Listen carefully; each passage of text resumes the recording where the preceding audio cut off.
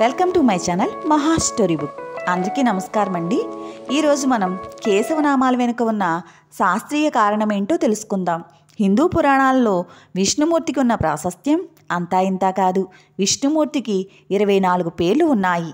వాటినే కేశవనామాలు అని అంటారు.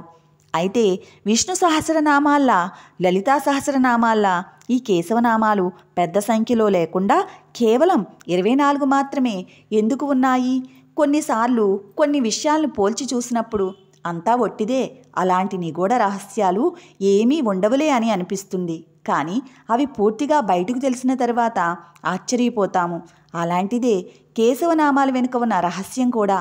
విష్ణుమూర్తిని చతుర్భుజుడు అని అంటారు. చతుర్భుజుడు అంటే 4 చేతులు కలిగినవాడు అని అర్థం.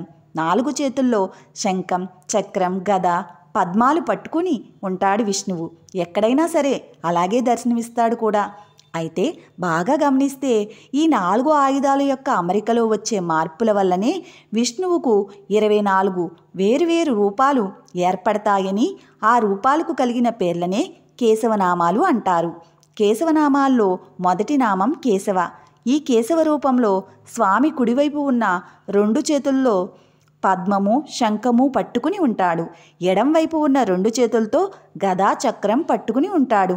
అలాగే విష్ణువు యొక్క మరొక నామం మాధవ. ఈ మాధవ రూపంలో కుడివైపు 2 చేతులతో గద, చక్రం పట్టుకుని ఉంటాడు. ఎడంవైపు ఉన్న 2 చేతులతో పద్మము, శంఖము పట్టుకుని ఉంటాడు. ఈ విధంగా విష్ణువు ప్రతి 15 రోజులకు ఒకసారి అంగీ పౌర్ణమికి, అమావాస్యకు తన ఆయుధాలను, చేతులను మార్చుకుంటూ ఉంటాడు. ఇలా మారుతున్న రూపాలకు అనుగుణంగానే కేశవనామాలు అని పేరు వచ్చాయి. సంవత్సర కాలంలో 12 నెలలు ఉంటే నెలలో 2 సార్లు ఆయుధాలను మార్చుకుంటాడు. కాబట్టి 24 సార్లు జరిగిన మార్పులకు 24 నామాలుగా ఏర్పడ్డాయి. కేశవనామాల వెనుక ఉన్న శాస్త్రీయ కారణాలేంటో నాకు తెలిసింది మీతో పంచుకున్నానండి. మీకు తెలిసింది ఏమన్నా ఉంటే కామెంట్లో పెట్టండి. ఇప్పుడు కేశవనామాలు కూడా చదివి వినిపిస్తాను మీకు. ఈ నామాలైతే మనకందరికీ తెలిసినవేనండి.